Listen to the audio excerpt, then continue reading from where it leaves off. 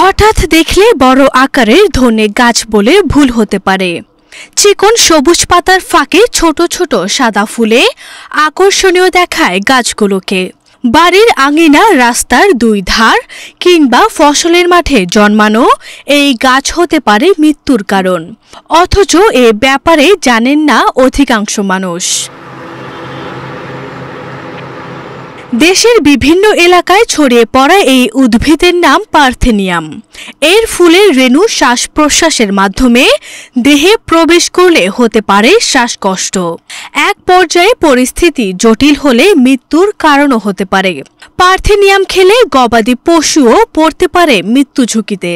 এই গাছ সারা মাঠে ছেয়ে যাচ্ছে, পাটের খুব ক্ষতি করতেছে, গরু ছাগলের ক্ষতি করছে, প্লাস এর সঙ্গে মানুষের যারা মাঠে কাজ করে এদেরও ক্ষতি হচ্ছে প্রচুর পরিমাণে।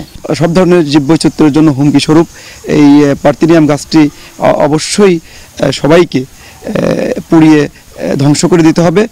বিশেষজ্ঞরা বলছেন, পার্থেনিয়াম গাছের ক্ষতিকর প্রভাব সম্পর্কে কৃষকদের সচেতন করতে পারলেই বিষাক্ত আগাছা নিয়ন্ত্রণ সম্ভব।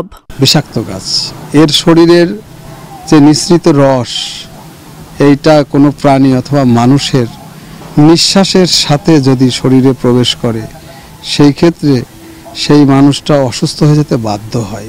এই পার্থেনিয়াম গাছ ধ্বংস করার জন্য আমরা প্রতিনিয়ত আমাদের কৃষক ভাই বোনদের নিয়মিতভাবে পরামর্শ দিয়ে যাচ্ছি। আর আমরা যেখানে দেখছি আমরা সবসময় বলছি এটাকে উঠায় ফেলায় পুড়ায় ফেলতে, যাতে এখানে আর কোনো প্রকার ক্ষতি সাধন না হয়। আগাছাটি জীববৈচিত্র্য, পরিবেশ ও কৃষির জন্য নীরব ঘাতক।